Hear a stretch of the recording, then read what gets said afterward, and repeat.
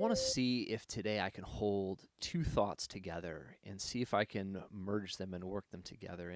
And the first is actually my favorite quote. I don't actually remember the book that it's from, uh, and so my paraphrase, the way that I remember this quote, the quote is this: that experiences in and of themselves teach us nothing.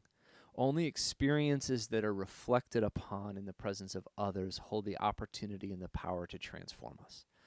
Right. And I think about moments in my own life or moments that I've watched of other people where we will hit these really painful, really incredible moments that seem like they are life altering.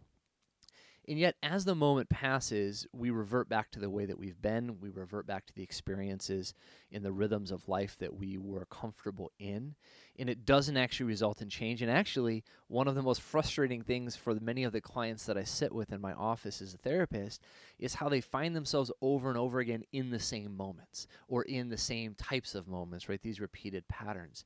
And I think that a big part of it is this reflection of taking time to process through the experiences that we're having with others, but also to process with them the experiences that we've come out of so that we can learn from them, so that we can identify symbolism and deeper experiences and meanings that allow us to be shaped and transformed as we move forward.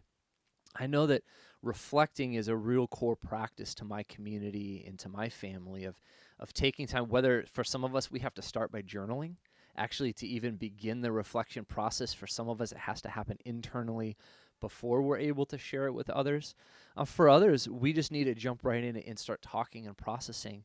And I think the current era of time that we're in right now, in particular, really needs us to become a more reflective people, right? There is so much change that's happening. Some of it may be more enduring, some of it may be short term.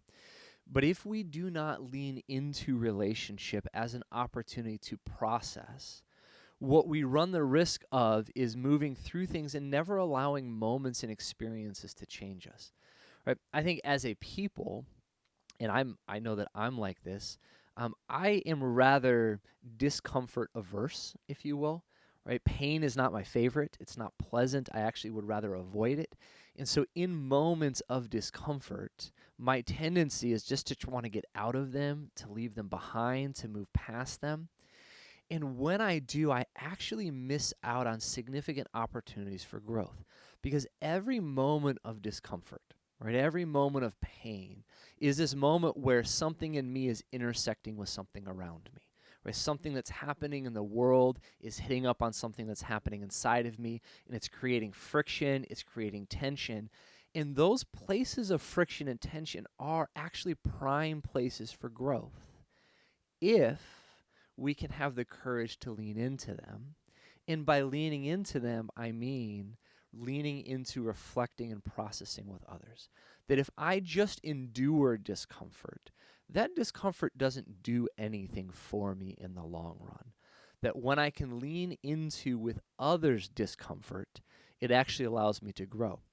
So the second thought that I've been sitting with that I want to hold in tandem with this is this recognition that there actually is no growth without discomfort.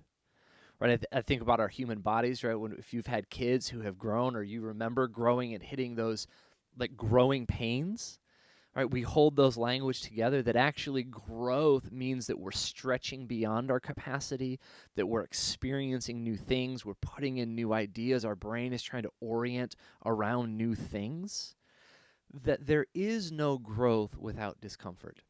Now, I've been thinking about this in particular because my wife and I have been trying to help our daughter, who's now 6 months old, fall asleep on her own.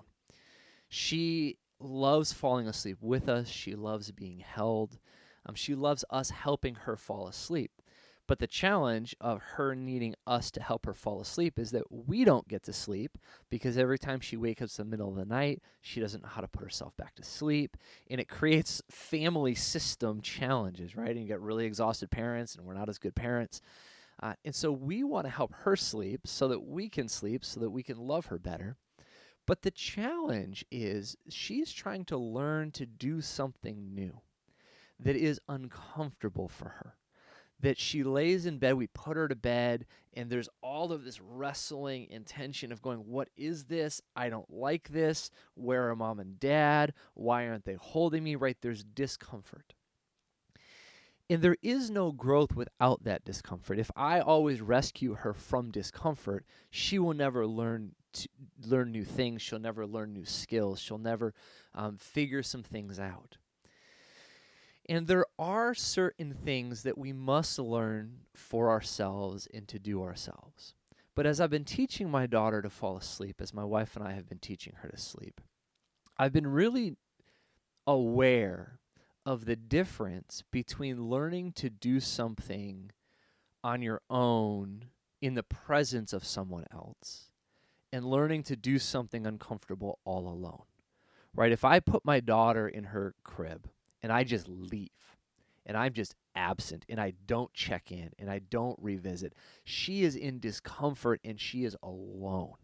That is a really painful thing. That's a really painful place to be. Now, it's a different, it doesn't mean it's not uncomfortable for her to be learning to fall asleep in the presence of a caring parent. But it changes it when I'm checking in, when I'm reassuring her, when I'm reminding her that this is really hard and she's really brave and she can do this hard thing. Even though she has to do it, she's not alone. She's not rejected. She's not abandoned. So here are these two things, right? That experiences teach us nothing without reflection with others, that all growth requires discomfort, but there's a difference between the discomfort of being alone and the discomfort of trying something new in the presence of others. And I want to hold those together in this moment of time because we are at a place where there's a lot of new that is happening. There's a lot of discomfort that is being experienced in many ways and on many levels.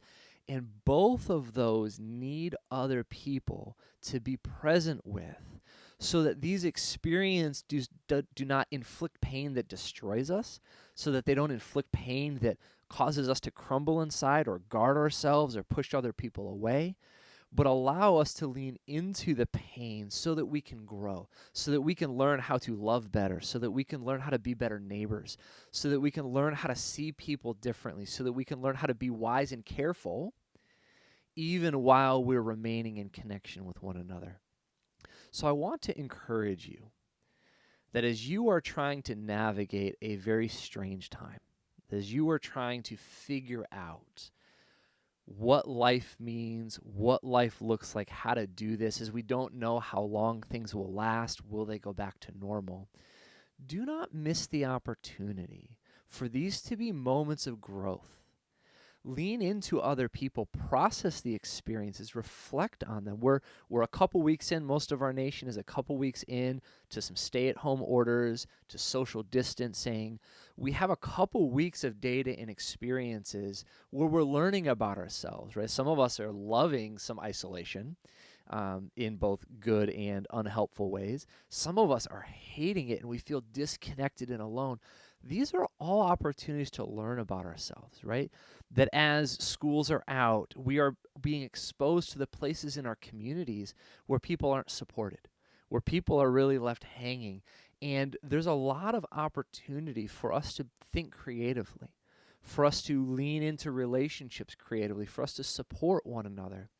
But if we're going to lean into an unwanted, undesirable, uncomfortable experience as an opportunity for us to grow as individuals, for us to grow as communities, for us to grow as a country, we're going to need to lean into moments of reflection that pull our discomfort out of isolation so we're not in pain alone, but we're uncomfortable in the presence of others. We're reflecting on the experience with others that allows this pain and this discomfort actually to become useful to us as we figure out how to move forward.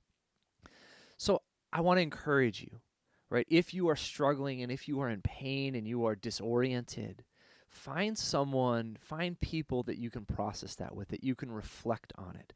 What is it showing you about you? What is it showing you about the values you hold, about the needs that you have, about the desires that are in you, about what you need and don't need for connection?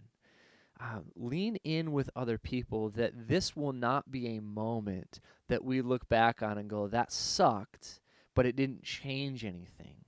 But that this can be a moment that was difficult, that was uncomfortable, that was even tragic or traumatic, and opened avenues and opportunities for us to grow as people and as communities.